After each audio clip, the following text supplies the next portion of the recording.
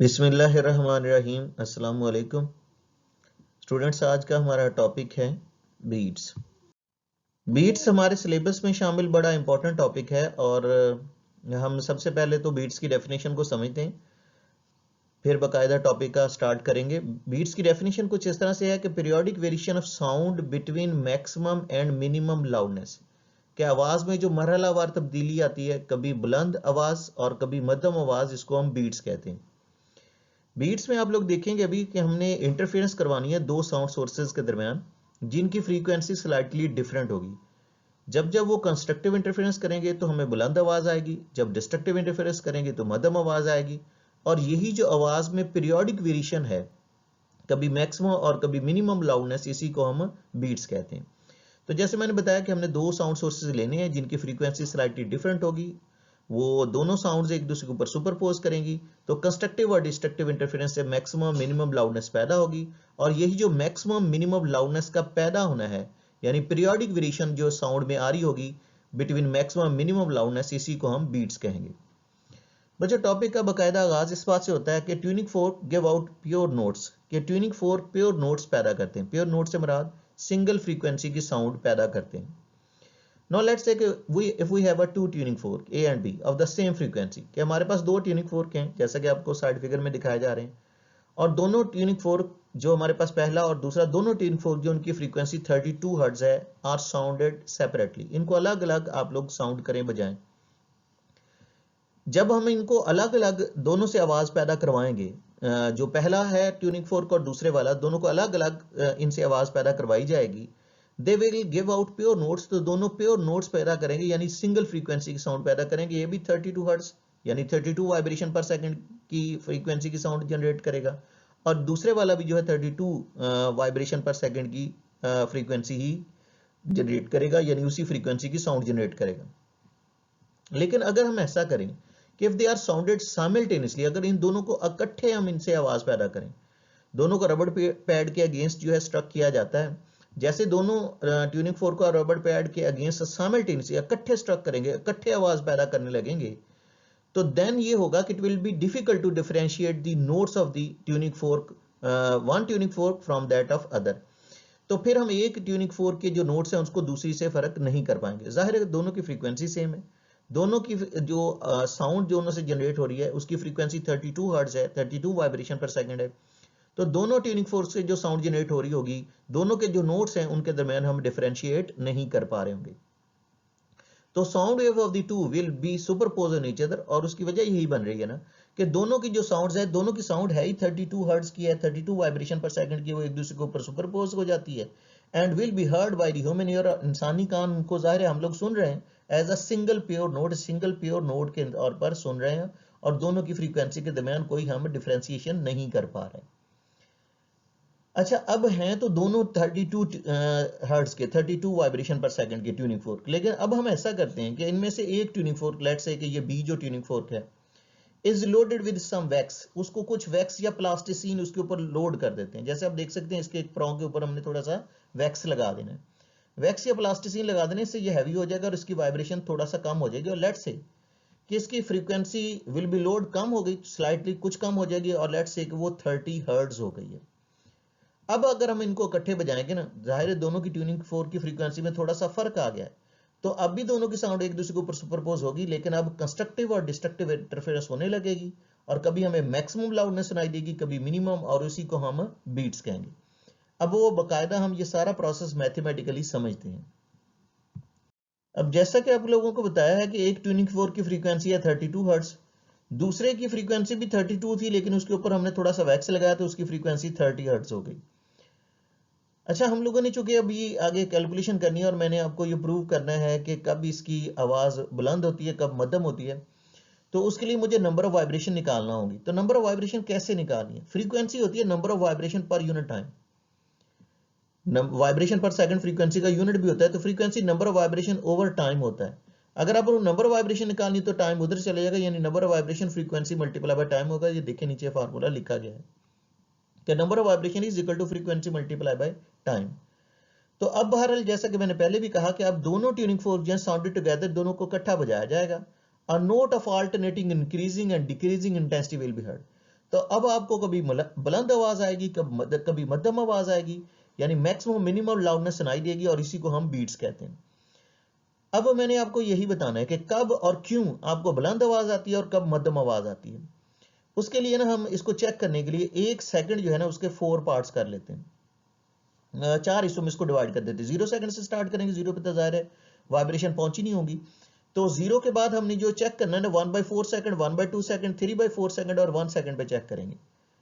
जैसे कि आप लोगों को मालूम है कि ये 7 चैप्टर में भी हम काम करते रहे हैं। 1/4 1/4 सेकंड होगा, 1/2 हाफ सेकंड होगा, 3/4 यानी 1 सेकंड के हमने टोटल 4 पार्ट्स कर लेने ना। 0 सेकंड, फिर 1/4 सेकंड, फिर 1/2 हाफ सेकंड हो जाएगा ना, 3/4 यानी 4 में से 3 हिस्से मुकम्मल हो जाएंगे, और फिर फाइनली 1 सेकंड। तो देखते हैं कि कब हमें बुलंद आवाज आती है, कब मध्यम आवाज आती है और क्यों आती है। सबसे पहले at time 0 number of vibration send by first and second tuning fork will be 0। जब टाइम 0 है उस वक्त तो जाहिर है कि अभी वाइब्रेशन हमने काउंट करना शुरू ही नहीं करनी। जब टाइम 0 है तो उस वक्त दोनों की वाइब्रेशन को हम 0 लेते हैं, यानी दोनों वाइब्रेशन जो ट्यूनिंग फोर्क हमें सेंड करेंगे वो 0 होंगी। अब जब हमारे पास टाइम हो जाएगा 1/4 सेकंड, टाइम हो जाएगा जब 1/4 सेकंड, अब हमें देखना है कि हमारे पास दोनों ट्यूनिंग फोर्क जो है उनसे कितनी वाइब्रेशन आ रही है। बच्चे ये एक जैसी कैलकुलेशन है, इनको समझना आपके लिए बड़ा आसान होगा। सिर्फ एक कैलकुलेशन आप प्रिपेयर करेंगे, बाकी आप खुद ही करते जाएंगे। तो हमें ये 4 टाइम कैलकुलेशन करनी है। टाइम 0 पे तो करने की जरूरत नहीं है, क्योंकि 0 पे दोनों की वाइब्रेशन 0 ही होगी।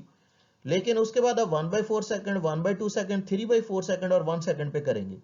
और ये बड़ी आसान कैलकुलेशन, जैसे मैंने कहा कि एक आप बस समझ लीजिएगा और बाकी आप बड़ी आसानी से करते जाएंगे। Number of vibration send by first tuning fork, जैसे कि पिछली स्लाइड में मैं आपको बता चुका हूं कि अगर आपने नंबर ऑफ वाइब्रेशन निकालनी तो फ्रीक्वेंसी को टाइम से मल्टीप्लाई कर दें। पहले ट्यूनिंग फोर्क की फ्रीक्वेंसी थी 32 हर्ट्ज, और टाइम उसका हमने अभी टाइम हमारे पास है 1/4 सेकंड। 4/8 द 32 होता है, हर्ट्ज पर सेकंड होता है, और ये सेकंड है। सेकंड और पर सेकंड तो कैंसिल हो जाएंगे, तो यूनिट तो कोई नहीं बनता। लेकिन जो वाइब्रेशन होती है ना एक वाइब्रेशन में, ये 7 चैप्टर में आपको बताया भी गया था कि एक वाइब्रेशन में एक वेवलेंथ का डिस्टेंस कवर होता है। ये इस चैप्टर की शुरू में जो डेफिनेशन करवाई गई थी, जो इसका दूसरा लेक्चर था, उसमें भी बताया था कि एक वाइब्रेशन में एक वेवलेंथ का डिस्टेंस कवर होता है।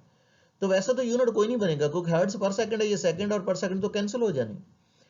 तो लेकिन सेकंड पर सेकंड कैंसिल हो जाएंगे, यूनिट तो कोई नहीं होगा, लेकिन एक वाइब्रेशन होगी ना, तो एक वाइब्रेशन को एक लैम्डा भी कह सकते हैं, क्योंकि इसमें एक लैम्डा का डिस्टेंस कवर होता है।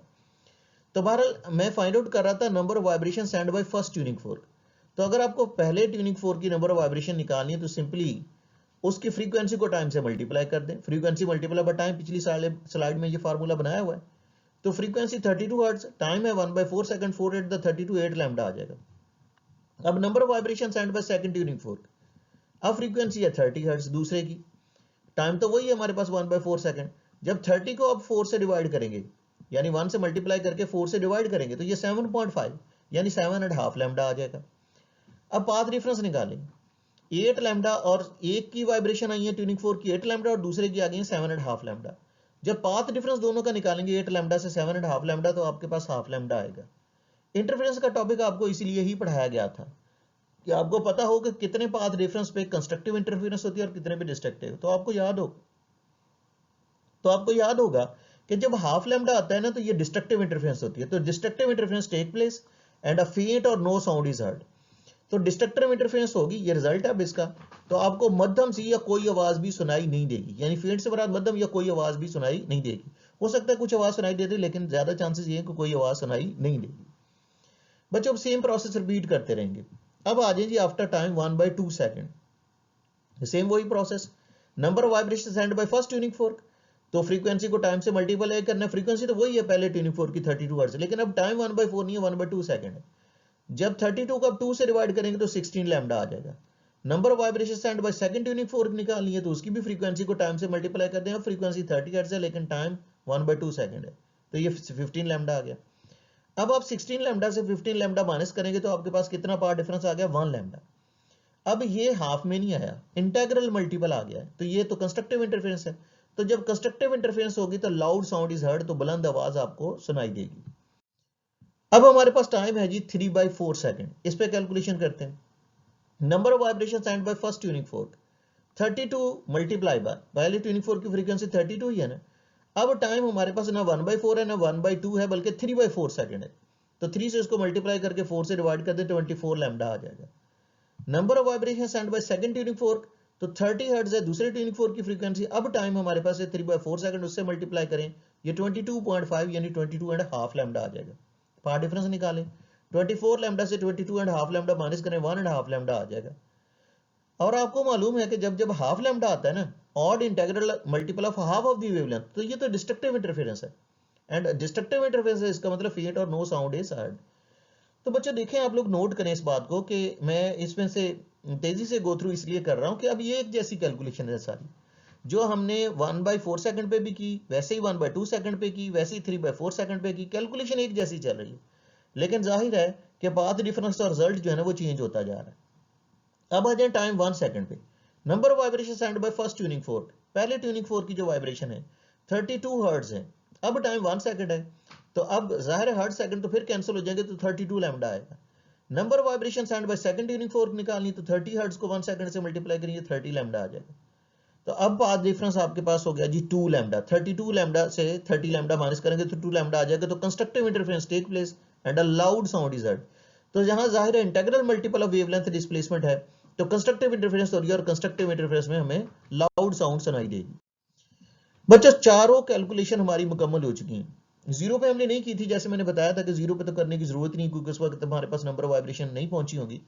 लेकिन उसके बाद जब 4 कैलकुलेशन मुकम्मल हो चुकी हैं, तो अब जरा देखें 1/4 पे हमें कोई आवाज सुनाई नहीं दी थी, 1/2 पे लाउड साउंड आई थी, और 3/4 पे फिर हमें कोई आवाज सुनाई नहीं दी थी, और 1 सेकंड पे आवाज सुनाई दी थी। तो पूरे 1 सेकंड में हमारे पास 2 दफा लाउड साउंड आई है, 2 दफा आवाज सुनाई दी है, यानी 2 बीट्स आई हैं 1 सेकंड में। This means a loud sound is heard 2 times in each second, के 1 सेकंड में 2 दफा लाउड साउंड आ रही है। 1 सेकंड में 2 दफा लाउड साउंड आ रही है, तो difference of the frequency of the two tuning fork is also 2 hertz. तो दोनों ट्यूनिंग फोर्क की फ्रीक्वेंसी का फर्क भी तो 2 था, क्योंकि हमारा जो ट्यूनिंग फोर्क ए था पहला था वो 32 हर्ट्ज का था, दूसरा 30 हर्ट्ज का था। तो दोनों की फ्रीक्वेंसी का फर्क भी 2 का ही था। तो इसका मतलब ये हुआ कि हमारे पास रिजल्ट ये आ रहा है, ये डेफिनेशन नहीं है, ये हमारी सारी कैलकुलेशन का रिजल्ट है, कि जो बीट्स होते हैं ना वो difference of frequencies of the two tuning fork को दोनों ट्यूनिंग फोर्क की फ्रीक्वेंसीज के डिफरेंस के बराबर रहते हैं। हमारे दोनों ट्यूनिंग फोर्क की फ्रीक्वेंसीज का फर्क 2 था, 32 और 30 हर्ट्ज के हमारे ट्यूनिंग फोर्क थे। तो हमें बीट्स भी 2 ही सुनाई दी हैं, यानी 1 सेकंड में 2 दफा बुलंद आवाज सुनाई दी है, एक 1/2 सेकंड पे और एक हमें 1 सेकंड पे। तो बीट्स भी 2 ही हैं, और ट्यूनिंग फोर्क की फ्रीक्वेंसीज का फर्क भी 2 ही है। तो इसका मतलब हुआ कि हमारा अगर एक ट्यूनिंग फोर्क 33 हर्ट्ज का होता है, एक 30 हर्ट्ज का होता है, तो हमें 3 बीट सुनाई देते। एक ट्यूनिंग फोर्क अगर हमारा 34 और दूसरा 30 का होता है, तो हमें 4 बीट सुनाई देते। लेकिन फिर एक बात याद रखिएगा, 1 सेकंड के हिस्से उतने ही ज्यादा करना पड़ेंगे। अगर 3 का फर्क है तो 6 हिस्से करें, 4 का फर्क है तो 8 हिस्से करें, ताकि आपको ये एहसास हो सके कि कब मध्यम और कब बुलंद आवाज आती है। तो बहरहाल 1 सेकंड में हमें 2 दफा बुलंद आवाज आई, और 2 का ही दोनों ट्यूनिंग फोर्क की फ्रीक्वेंसीज में फर्क था। तो रिजल्ट ये निकला कि number of beats per second जो होते हैं is equal to difference between the frequencies of the two tuning fork. तो दोनों ट्यूनिंग फोर्क की फ्रीक्वेंसीज के डिफरेंस के बराबर हमारे पास number of beats per second आते हैं। Number of beats per second is equal to difference between the frequencies of the tuning fork. दोनों ट्यूनिंग फोर्क जो हैं, ट्यूनिंग फोर्क की फ्रीक्वेंसीज के दरमियान जितना फर्क होगा उतनी ही आपको बीट सुनाई देंगे। अगर 33 और 30 हैं 3 बीट्स आएंगे, 34 और 30 के ट्यूनिंग फोर्क हैं तो 4 बीट्स आएंगे। जितना दोनों ट्यूनिंग फोर्क की फ्रीक्वेंसीज का फर्क होगा, 1 सेकंड में उतनी दफा ही बुलंद आवाज आएगी, और जाहिर है उतनी दफा मध्यम भी आएगी, बुलंद मध्यम की होती रहेगी, तभी हमें इस चीज का एहसास होगा। लेकिन एक बात नोटिसेबल है कि डिफरेंस बिटवीन द फ्रीक्वेंसीज जो है ना दोनों साउंड्स के दरमियान, not more than that of 10 hertz, वो 10 हर्ट्ज से ज्यादा का नहीं करना आपने। यानी अगर आप एक 30 और दूसरा 40 कर लेते हैं तो 10 हर्ट्ज तक आप जा सकते हैं। लेकिन अगर 10 से ज्यादा कर लेना, it becomes difficult to recognize beat, फिर वो बुलंद मध्यम आवाजें इतनी तेजी से होने लगती हैं कि हमें फिर बुलंद मध्यम का एहसास खत्म हो जाता है, सिर्फ बुलंद आवाज ही सुनाई देने लगती है। तो 10 से ज्यादा आपने इसकी जो है ना फ्रीक्वेंसीज का डिफरेंस नहीं करना। अगर ज्यादा कर लेंगे फिर इंसानी कान जो है ना वो बीट्स को रिकॉग्नाइज नहीं कर पा रहा होता है, यानी उसको एहसास नहीं हो रहा होता कि आवाज मध्यम भी हो रही है, वो एक ही आवाज समझने लगता है। बच्चों फाइनली इसका एक यूज आपको बताते चलें कि one can use the beats to tune the string instrument, के स्ट्रिंग इंस्ट्रूमेंट को ट्यून करने के लिए बीट्स का इस्तेमाल किया जाता है, जिस तरह से पियानो है, वायलिन है, bye beating a note against the note of known frequency. कि पियानो है या वायलिन है, दोनों को इकट्ठा बजाया जाए, जाहिर है कि उनमें से एक इंस्ट्रूमेंट ठीक है दूसरा खराब है, अगर लेट्स से कि उनकी फ्रीक्वेंसी में 3 का फर्क है तो 3 दफा बुलंद मध्यम आवाजें आ रही होंगी, अगर 2 का फर्क है तो 1 सेकंड में 2 दफा बुलंद मध्यम आवाज हो रही होगी, 2 दफा आपको बुलंद आवाज आएगी। तो इस तरह से आप नोट अगेंस्ट नोट, यानी दोनों एक फ्रीक्वेंसी पे आप लोग दोनों को ऑपरेट करें, और अगर आपको बुलंद मध्यम आवाजें आ रही हैं और जितनी दफा 1 सेकंड में आ रही उतना ही उन दोनों की फ्रीक्वेंसीज का फर्क होगा। फिर जो इंस्ट्रूमेंट ठीक नहीं है उसकी स्ट्रिंग को हम एडजस्ट करेंगे। इनके पैक्स होते हैं जिनकी वजह से इनको टाइट या लूज किया जाता है, इनकी स्ट्रिंग्स को। तो string can be adjusted to desired frequency by tightening और लूजिंग, कि उसके पैक्स को आप टाइट करें, यानी उसकी स्ट्रिंग को टाइट करें। जो हमारे पास कोई भी स्ट्रिंग इंस्ट्रूमेंट है उसकी जो स्ट्रिंग्स है उसको टाइट करें या लूज करें, लेकिन कोशिश ये करनी है कि टाइट या लूज करने से बीट्स कम होते जाएं। यानी अगर टाइट करने से आपको 1 सेकंड में 3 दफा बुलंद आवाज आती है, फिर 2 दफा हो जाती है, फिर 1 दफा तो टाइट करते चले जाएं until no beat is heard, हत्ता कि कोई बीट सुनाई ना दे। तो इसका मतलब दोनों की जब बीट सुनाई देना बंद कर देंगे, कमी की तरफ जाना है। अगर 3 बीट्स आ रहे हैं तो कम करते जाएं, टाइट करने से कम हो रहा है तो टाइट करते जाएं, लूज करने से कम हो रहा है तो बीट्स लूज करते जाएं, हत्ता कि कोई बीट सुनाई ना दे, तो दोनों की फ्रीक्वेंसी सेम हो जाएगी। Interference. Two slightly different frequencies. Here are the beats.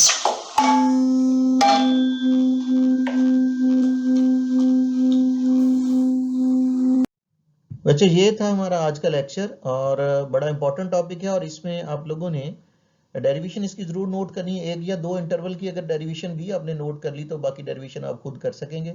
जिस अरेंजमेंट से, जिस ऑर्डर से आप लोगों को ये टॉपिक पढ़ाया गया, इसी ऑर्डर से आप लोग इसको प्रिपेयर करें। मजीद कोई कन्फ्यूजन हो, कोई डिफिकल्टी हो तो उसको डिस्कस करें। अल्लाह आपका हम नासिर हो। अल्लाह हाफिज़।